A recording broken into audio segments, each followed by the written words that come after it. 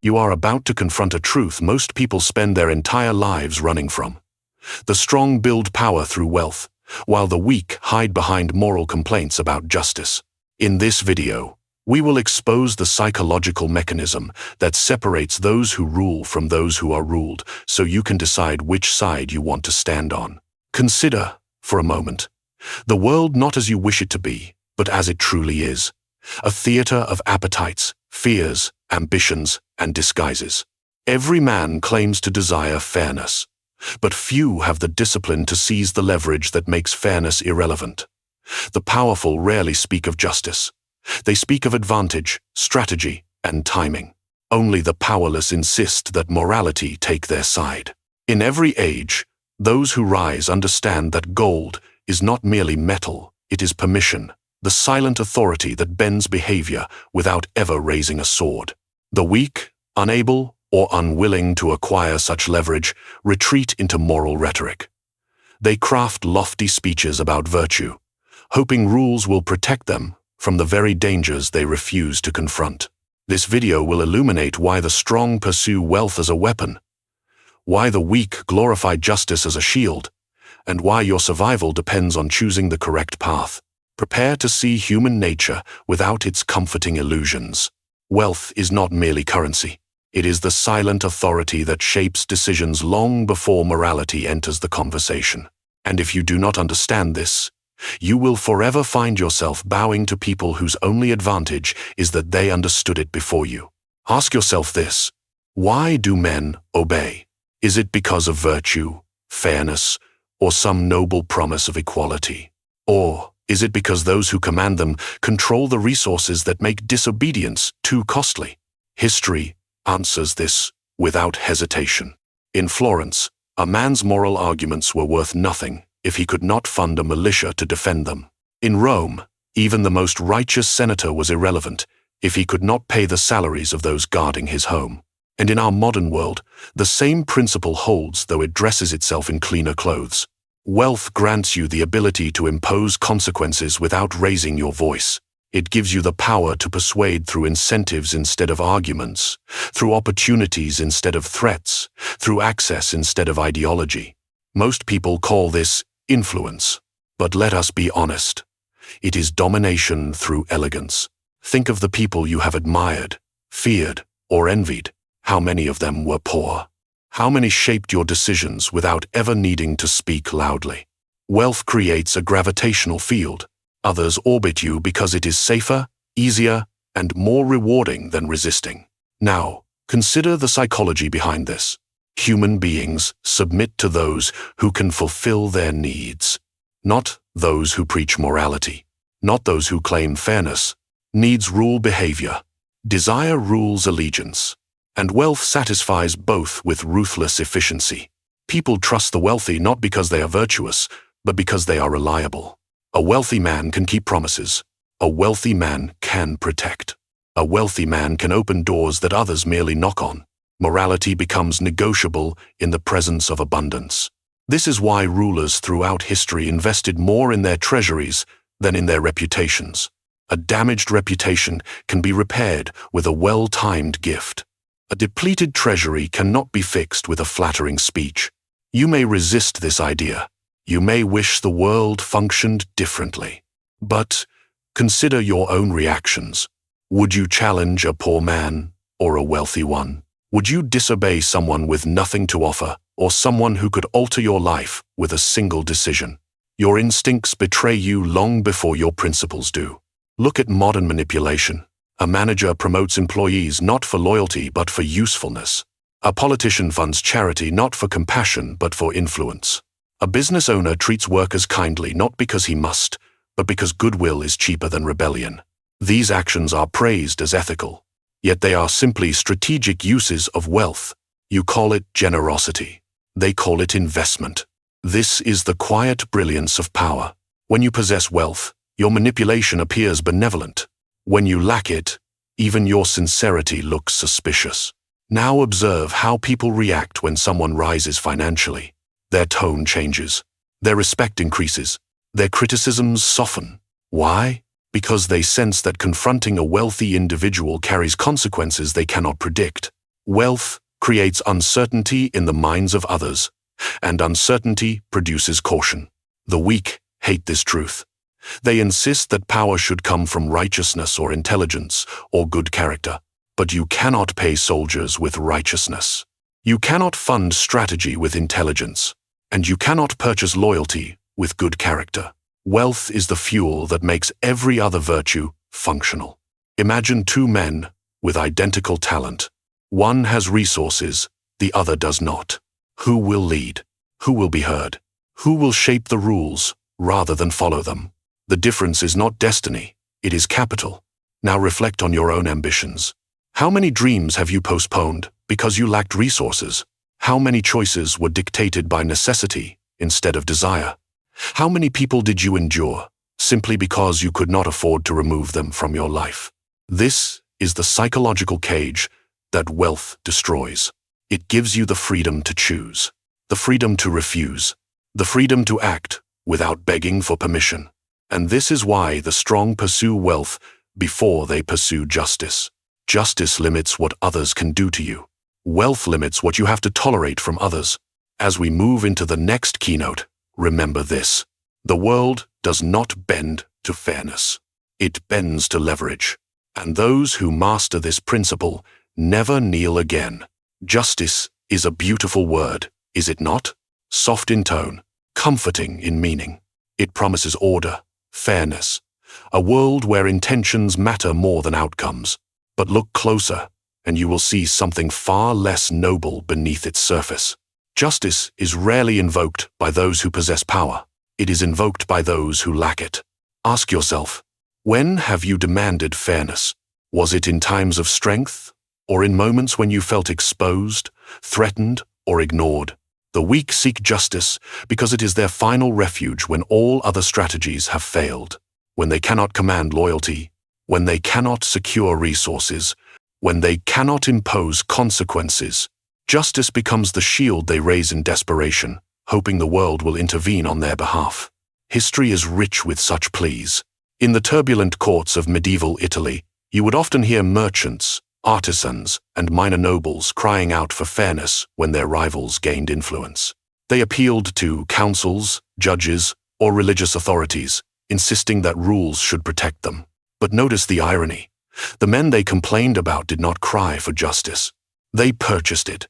In the Roman Republic, countless senators demanded lawful restraint against ambitious generals, yet only after those generals began amassing armies. Before that, these same senators mocked the idea of restraint. Weakness creates morality. Strength creates exceptions. And the pattern continues today, disguised under polite language. Observe any workplace. The employee with no leverage runs to HR for fair treatment. The one with influence resolves issues privately, quietly, without documentation, because power allows grievances to vanish before they reach formal channels. Justice, then, is not a principle. It is a tactic.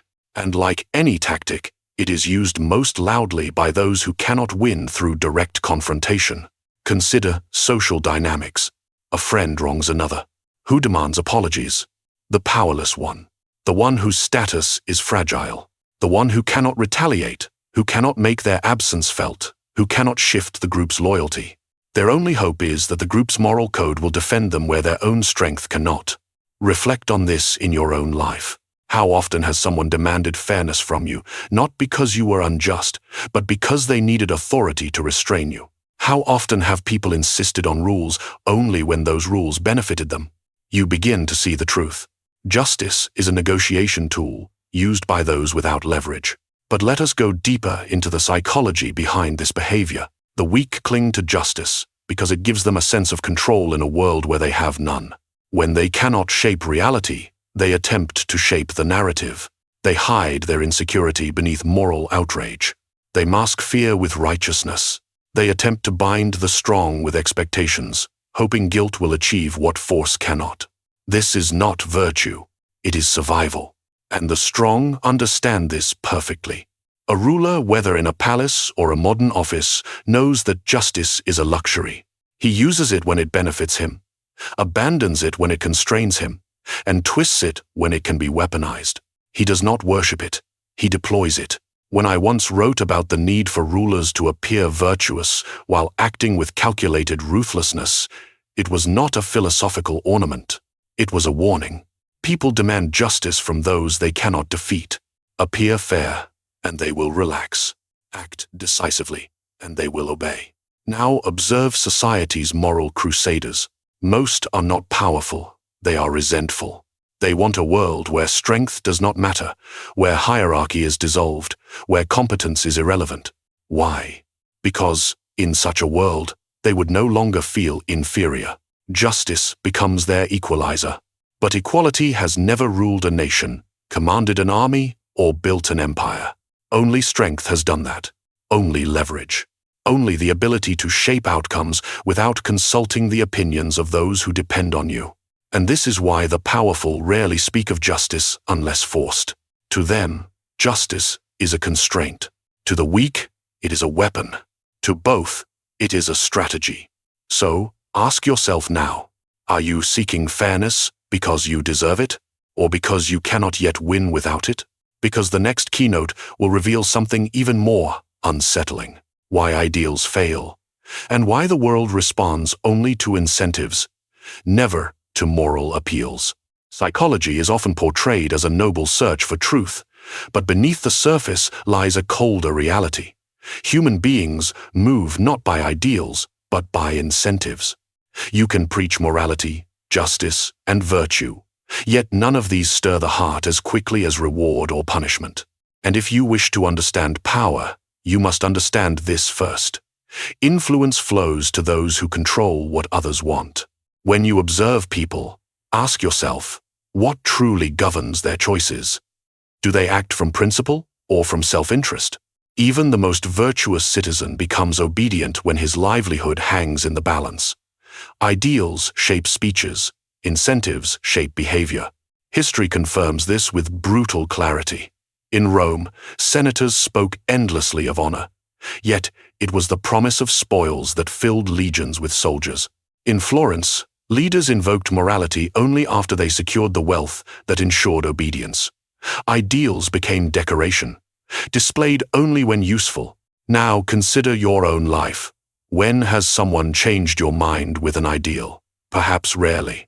But how many times have you shifted course when a benefit appeared or a threat loomed? This is not weakness. It is human nature. A strategist must use this nature, not fight it. If you appeal to ideals, you enter a world of illusions.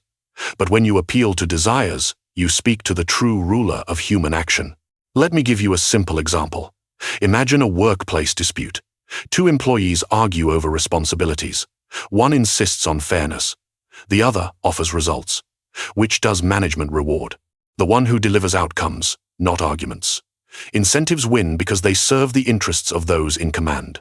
Even in friendships, incentives operate invisibly. People gravitate toward those who elevate their status, provide opportunities, or fulfill emotional needs. Listen closely, and you will hear the unspoken contract. Make my life better, and I will remain loyal. Break that contract, and you will find that affection evaporates faster than you expect. This is why leaders who rely on ideals crumble, while those who master incentives rise. Rewards and consequences are the language of power. Ideals are the poetry recited by those who lack leverage. But do not misunderstand.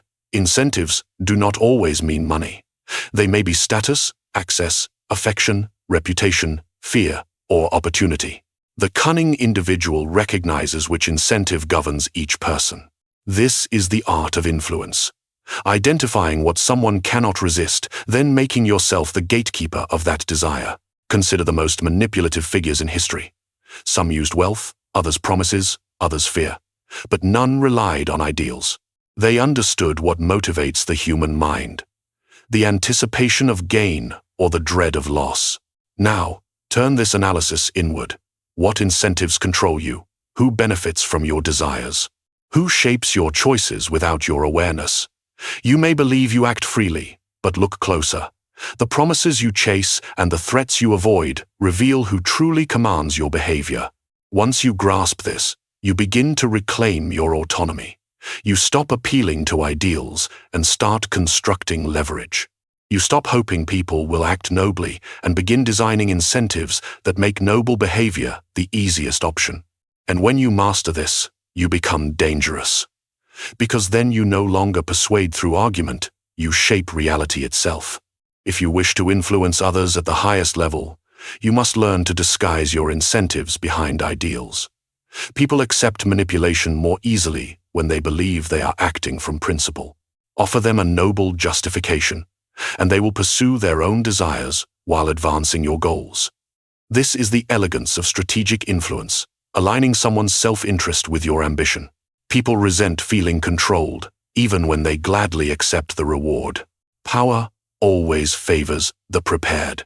Now prepare yourself, because the next keynote exposes a deeper truth: how wealth not only influences behavior, but rewrites the very narrative of virtue itself. Stay watching. Legitimacy is a fascinating illusion. People insist it rests on morality, character, or noble intention. But history whispers a different truth, one far colder, far more reliable. Authority is not granted to the virtuous. It is granted to those who can afford it. Wealth does not merely influence reputation, it engineers it. Consider how the powerful are perceived. A wealthy ruler's cruelty is called strength. A wealthy merchant's ambition is called vision. A wealthy leader's manipulation is called strategy. But remove the wealth, and suddenly these same traits become vices. This is the first secret of legitimacy. People judge behavior through the lens of success, and nothing signals success more loudly than abundant resources. Look back to Renaissance Italy. A minor noble without funds could speak endlessly of justice, honor, and civic duty. Yet no one listened. But place gold in his hands, gold to fund guard patrols, public festivals, charitable gifts, and suddenly his virtue became visible. Citizens applauded him. Priests blessed him. Poets immortalized him. Was he more virtuous? No, he was simply more financed. Wealth purchases the appearance of goodness. This pattern did not fade with time. It only grew more discreet. Consider modern society. A politician with no money is called untested. A politician with modest wealth is called competent. A politician with extreme wealth is called visionary. Even before he utters a single sentence, people equate resources with credibility, as if money itself proves wisdom. Why? Because wealth signals the ability to shape reality. And human beings instinctively trust those who can alter their world. Now look at your own reactions. When you see someone driving a luxurious car, do you assume recklessness or competence? When you see a lavish event, do you question its necessity, or do you quietly admire the power behind it? Your instincts tell you that those who spend generously must possess security, intelligence, and influence. This is why the strong use wealth not just as a tool, but as a costume. They wrap themselves in symbols of success, so that questioning them feels absurd. Respect flows not from their character, but from the aura they construct.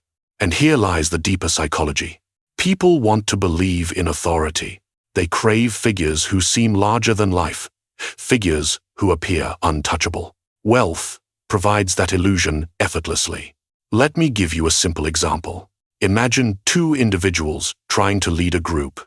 One arrives with grand ideas, moral arguments, and inspiring speeches. The other arrives quietly, but funds the meeting space, covers expenses, and ensures the event runs smoothly. Whom do people follow? The one who delivers, not the one who merely speaks. Delivery is legitimacy. Now consider a darker truth. Wealth not only elevates reputation, it cleanses it. A scandal destroys the poor. It merely inconveniences the rich. With enough resources, reputations can be rebuilt, narratives rewritten, witnesses silenced, and critics drowned in a flood of public favor. The rich are forgiven quickly because people cannot afford to lose them. The poor are condemned harshly because people can afford to ignore them. Morality bends before prosperity. This is why rulers throughout history invested more in spectacle than in philosophy. A grand procession displayed authority more convincingly than 1,000 arguments. A well-timed donation erased doubt better than any oath. And a magnificent palace silenced critics faster than a decree. Wealth makes power visible, and what is visible becomes believable. Think of the figures who dominate modern culture. Their charisma is praised, their confidence admired, their lifestyle envied. But beneath every admired personality stands an army of resources, publicists, advisors, guards, lawyers, image makers, all paid to polish every edge and conceal every flaw. Without wealth, these figures would appear ordinary. With wealth, they appear destined. And this is the final insight you must accept. People follow what they perceive as inevitable. Wealth manufactures inevitability. So ask yourself, are you building a reputation? Or are you hoping one will form around your good intentions? Are you shaping how the world sees you? Or are you leaving your image to chance? Because legitimacy is never discovered. It is constructed. Prepare yourself, because the next keynote exposes the most unforgiving choice you will ever face. To build power, or to depend on rules built by those who already have it. Every individual eventually faces a decisive crossroads. A moment where they must choose whether to construct their own power or surrender their fate to rules written by others. Most do not even realize this moment has arrived until it has already passed. And by then, their path is sealed. Ask yourself honestly, do you shape your circumstances? Or do you wait for permission? Do you rely on your own leverage? Or do you hide behind the hope that society will protect you? This is the essence of all power. Some build the conditions that guide their lives. Others beg for conditions that treat them kindly. And those two paths never converge. History is merciless in proving this. In ancient Florence, the men who shaped the city were not the ones who argued for better laws. They were the ones who quietly gathered resources, influence, and alliances until laws bent around them. Those who lacked the courage or discipline to gather such leverage comforted themselves with the belief that justice would defend them. But justice served only those who could afford its loyalty. Look to the courts of medieval Europe. There you will find nobles who forged their destinies through calculated marriages, strategic debts, and alliances purchased with silver. Meanwhile, peasants and minor guildsmen prayed for fairness, believing rules would save them. Rules did not save them. Rules were rewritten over their heads by those with the means to enforce new ones. The same dynamic unfolds now, only with modern symbols.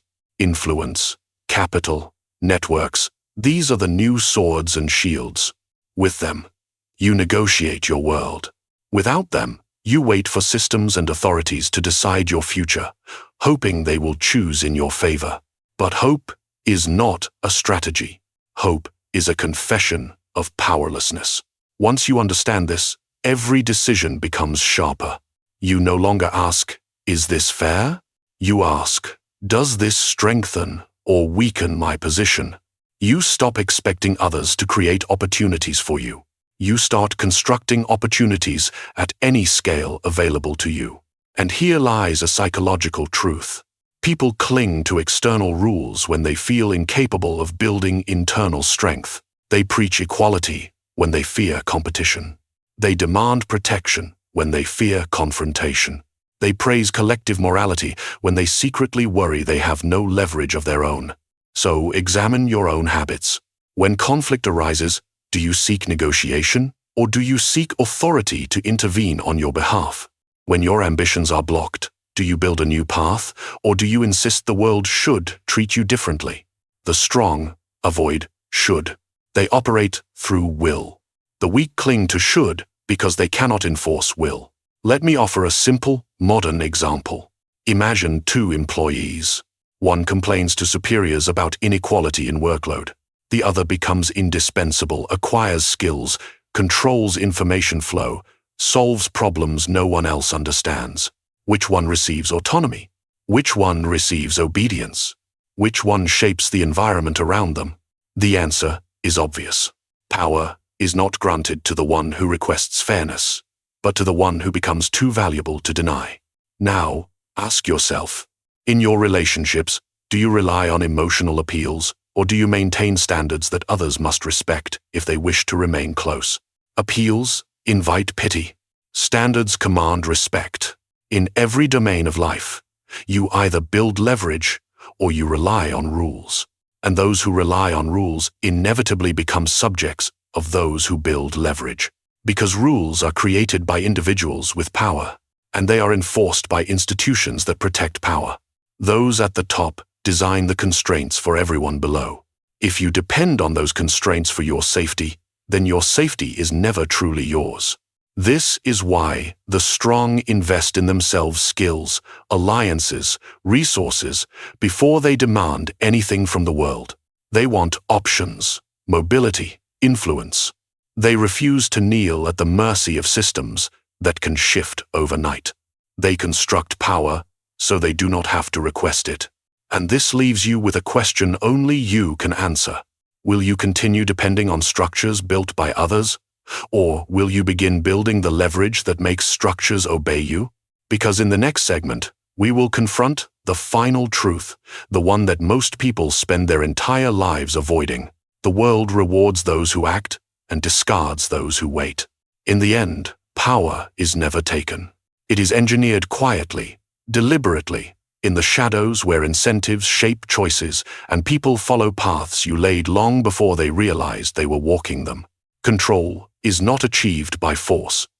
It is achieved by making others believe your will is their own. Give them desires to chase. Give them fears to avoid. And they will move exactly where you want them, all while thanking you for the direction. This is the essence of hidden influence.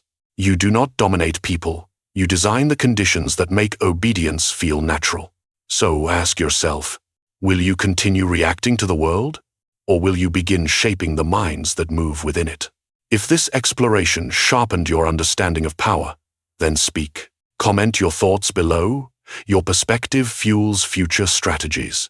Subscribe to the channel so you never miss another lesson in psychological warfare and realpolitik. And share this video with someone ambitious enough to understand it. Power rewards movement. Make your move now.